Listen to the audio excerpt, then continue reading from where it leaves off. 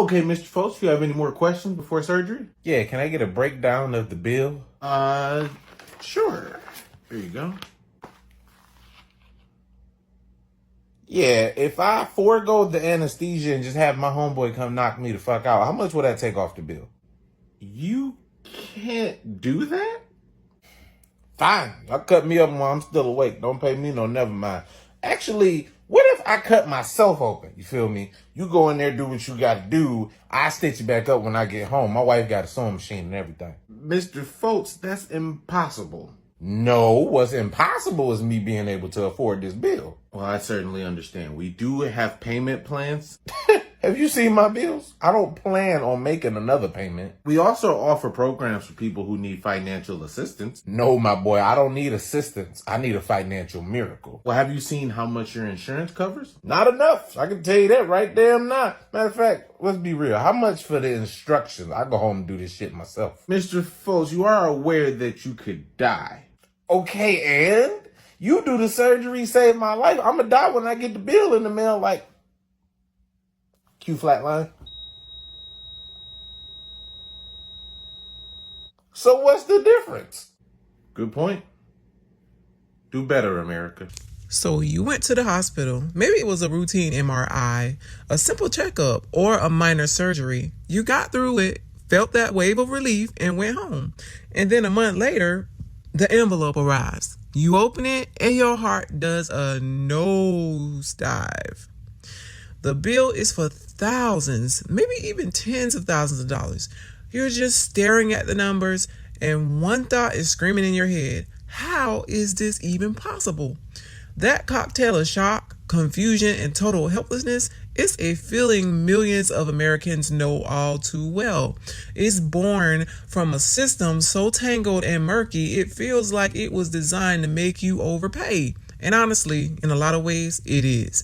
The hard truth: your hospital bill is basically a work of fiction. It's a fantasy document built on a foundation of backward incentives, made-up prices, and hidden agendas. And today, we're going to expose it.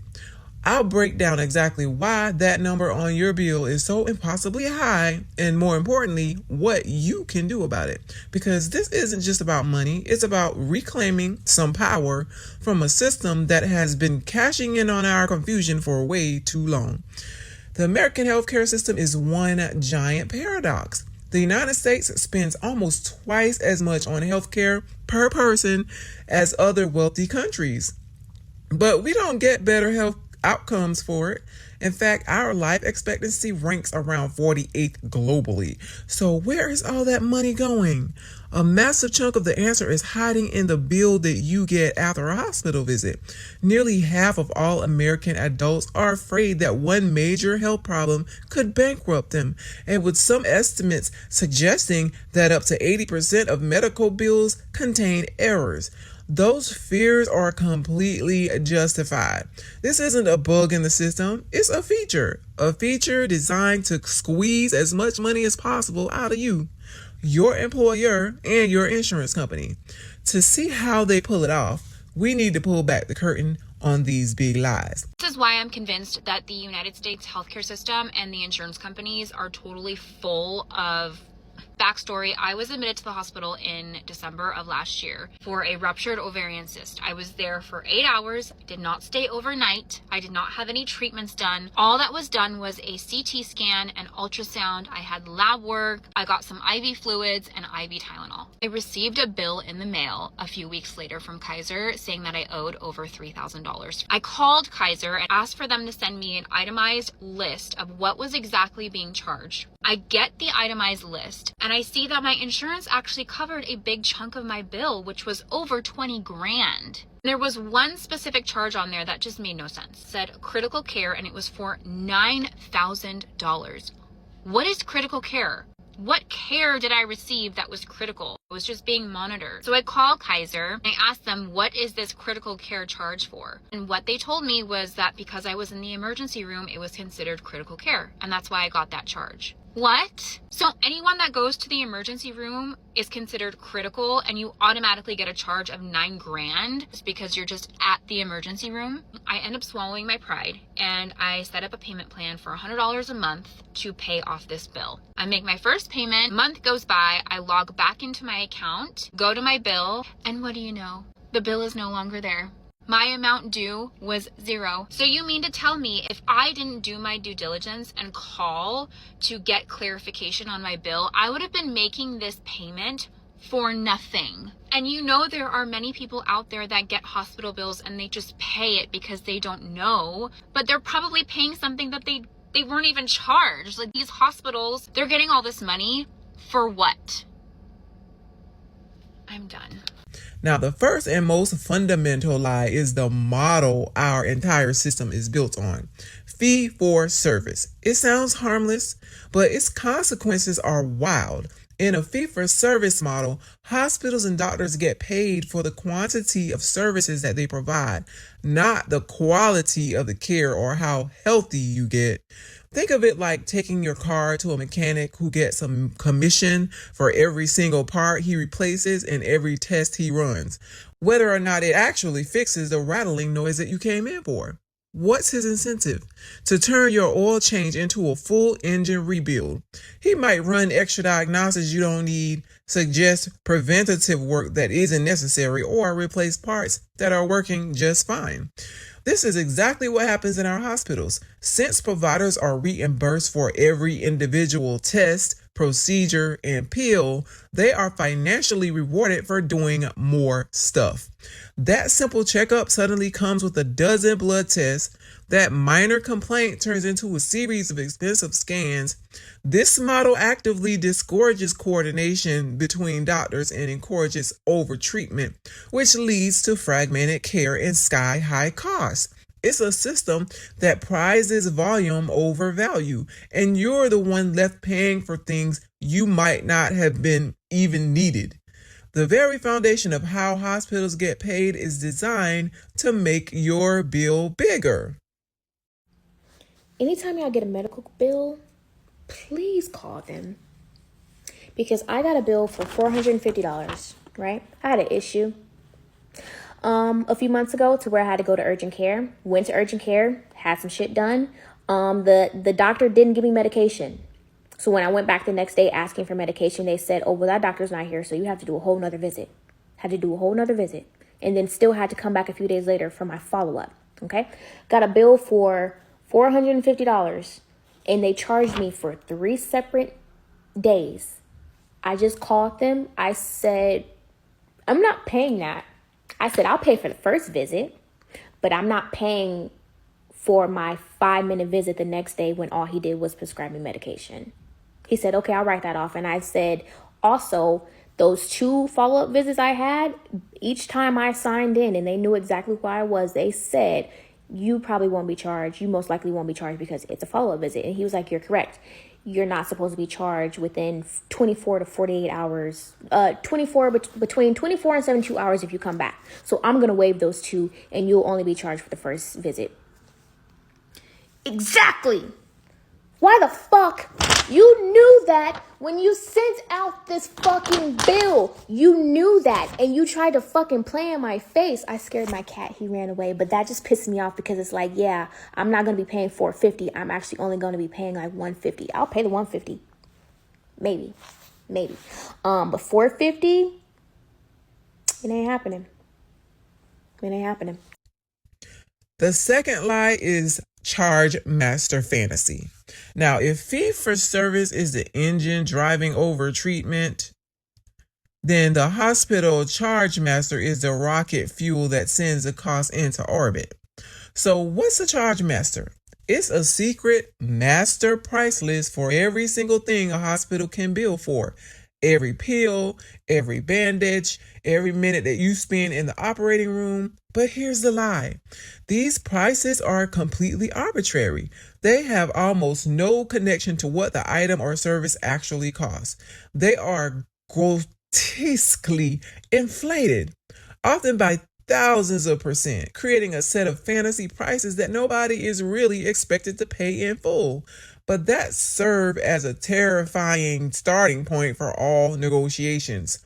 For example, a hospital's charge master might list a single Tylenol pill which costs them pennies for $50, or charge hundreds for a basic arm sling you can buy online for $10. News reports have highlighted cases like a hospital charging $264 for a dose of oxycodone that cost them just 2 cents. That's a 13% markup. Another hospital gave a patient an estimate of around $1,300 for back surgery. The final bill based on the charge master, over $300,000. These prices aren't based on market rates, they are strategic weapons. A hospital that does a lot of knee replacements might jack up the prices for those services, knowing that they can maximize revenue from their most common procedures. This secret price list lets them bill insurers astronomical amounts. And if you're uninsured or go out of network, you get hit with this absurd, indefensible bill directly. It's a price list from a fantasy land, and it's one of the biggest scams in all of healthcare. So we're required to have insurance, but insurance companies aren't actually required to cover our cost. In fact, they can actually deny to cover our cost. They can get a claim and then be like, actually, we don't think that you need that, and so we aren't going to cover it because we don't allow you to get covered for that specific issue, whatever it may be. So why are we paying insurance? And like, that's just health insurance realistically that I'm talking about. But then I'm thinking about all the other insurances as well. And it's like, you're paying all of this money and they don't even technically have to cover you. And then if they do, you're still going to have a copay. You're still going to have to pay for medication. You're still going to have to come out of pocket and pay for something. And mind you, if you pay for insurance for a whole year, no matter what type of insurance it is, and at the end of the year, you didn't use it, it's not like they're going to be like, oh, well, here's all your money that you basically gave us, but we didn't have to use because you didn't have any insurance problems or claim any claims for your insurance. Like, here's the money back. They don't do that. They keep the money, even though you didn't have any issues that would need your insurance. So technically, why do they need to just hold on to your money? Also, deductibles. Like, oh, actually, we don't cover you until you reach this amount of money that you paid for. But then we can actually decide whether you deserve to be covered or not. Like, we're going to make the decision whether it's worth it to cover you for that specific issue. And even if it is, like, because it might not be, and then you're just going to have to come fully out of pocket. But even if it is, you're still going to have to pay something. Like, no matter what. That's a scheme. That's a scam. That's fucking ridiculous. Now, the third lie is the necessary cost excuse. When hospitals get called out for these insane prices, they often point to their high operating expenses, like labor and administrative costs. And yes, running a hospital is expensive, but this is another half-truth that hides a much bigger problem: the relentless consolidation of the hospital industry.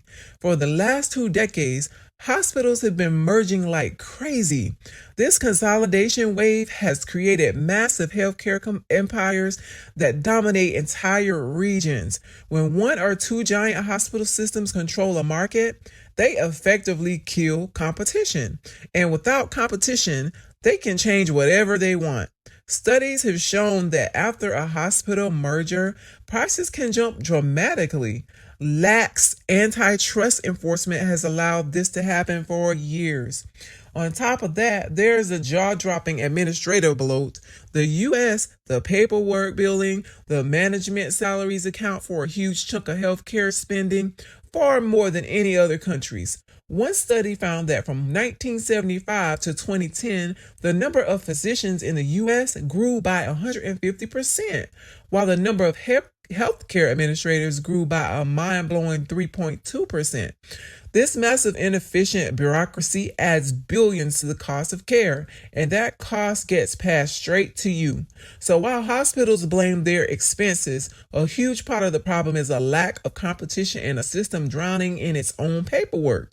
It's a frustrating, infuriating system. It's built to make you feel small and powerless against giant, faceless corporations. What's a scam that's become so normalized that we don't even realize it's a scam anymore? I'll go first. American healthcare is a freaking scam. Like, I got foot surgery and it cost me $80,000.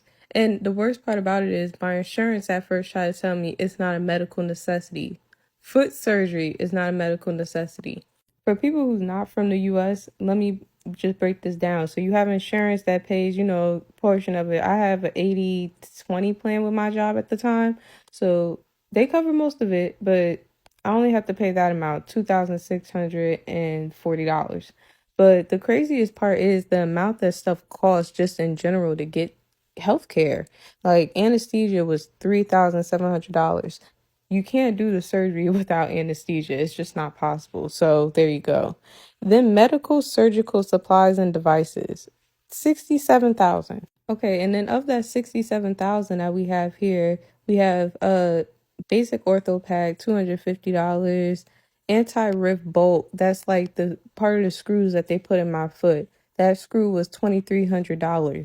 Now an allograft, I don't know what that is, but it was $18,000. A bone graft, I guess that's really expensive, $16,000. Like, it's just certain things I just really don't understand, and I really feel like we're at a 500% markup at this point. It's just ridiculous. And then I actually asked my doctor, like, the staple, like, he said it's like a regular paper staple, but it's medical grade, so it can staple bones. But I only have one staple in my foot. $6,729. It's a scam. It's all a scam. And then also, like, the amount of money it costs just to book the room was $5,666. That's 666. That's the devil's number. This bill is the devil. And then the operating room per minute. I was only in there for 156 minutes. That cost me $3,432. Oh. If you've ever gotten a bill that made your jaw hit the floor, or if you spent hours arguing with a billing department, share your story in the comments. Seriously, sharing these experiences is a powerful way to show everyone else that they aren't alone in this. And while you're down there, if you're finding this useful, hit that subscribe button and turn on your notifications, because understanding the problem is just step one. Next step, we're going to give you the tools to actually fight back right now. Okay, so you're holding a bill that feels like a lie. So this is the action plan to fight back. The system is rigged, but that doesn't mean that you're powerless. Knowledge is your best weapon. Here is your step-by-step action plan to challenge that bill and take back control. The first bill that you get is usually just a vague summary. That's intentional. You have to call the hospital's billing department and request a fully itemized bill that lists every single charge with its corresponding CPT code. This is your right. That itemized bill is the key because it's where you'll find the mistakes. And trust me, there will probably be mistakes. Now, step 2 is to put on your detective hat and scrutinize the bill. An astonishing number of medical bills have errors. Some studies say as high as 80%. Look for these classic blunders: duplicate charges, getting billed twice for the same service or appeal, cancel services, charges for a test that was ordered but never actually happened, incorrect quantities, being charged for a whole bottle of pills when you only got one, upcoding. This is a sneaky one where they bill for a more expensive service than what you actually received. The $50 Tylenol. Look for absurd prices on basic supplies. Question anything that seems ridiculous. You can look up the CPT codes from your bill online to see what a fair price for that service should be. Now, if you find clear errors, call the billing department, politely point them out, and ask for a corrected bill. Step 3, negotiate everything. Even if there are no obvious mistakes, the price is still negotiable. Remember, the charge master is a fantasy. Call the billing department, be polite, but be firm. Here are a few magic phrases that you can use. Ask for the self-pay or cash price. Now, this is almost always much lower than what they bill insurance. Tell them that you're ready to pay part of it now if they can give you that discounted rate. Ask for the Medicare reimbursement rate. This is the price the government has decided is fair for that service. It's a powerful benchmark that shows that you've done your homework. You can offer a lump sum. Now, if you have the means, offer to pay a smaller amount immediately to settle the entire bill. Hospitals would rather get some money now than spend months chasing a larger debt. Insist on an interest-free payment plan. If they won't budge on the price, don't just throw it on a credit card. Demand a long-term interest-free payment plan. Now, if you feel overwhelmed, look for help. Patient advocates like those at the Patient Advocate Foundation or $4 can offer free assistance with these negotiations. The American hospital bill is not a statement of fact. It's the opening shot in a negotiation you never even knew that you were supposed to have. It's the product of a broken system that rewards more treatment instead of better health, uses secret inflated price lists to confuse you, and has morphed into a monopolistic giant that fears no competition. But that whole system depends on you being confused and quiet. By demanding an itemized bill, by questioning every charge, and by negotiating with confidence, you throw a wrench in their machine. You remind them that you are not just a number on a spreadsheet. You are a patient and a consumer who deserves fairness. Even though the No Surprises Act of 2022 has helped protect many insured patients from the worst out-of-network ambush bills, the underlying problems of errors and inflated in-network costs are still rampant. The fight isn't easy, but it's a fight we can win. It starts with seeing the lie for what it is, and it ends with you refusing to pay for it. If this video armed you with the information that you need for that fight, please share it. Send it to your friends, family, or anyone who's ever stared at a medical bill in despair. The more of us who understand the game, the harder it will be for the system to keep cheating. Thanks for watching.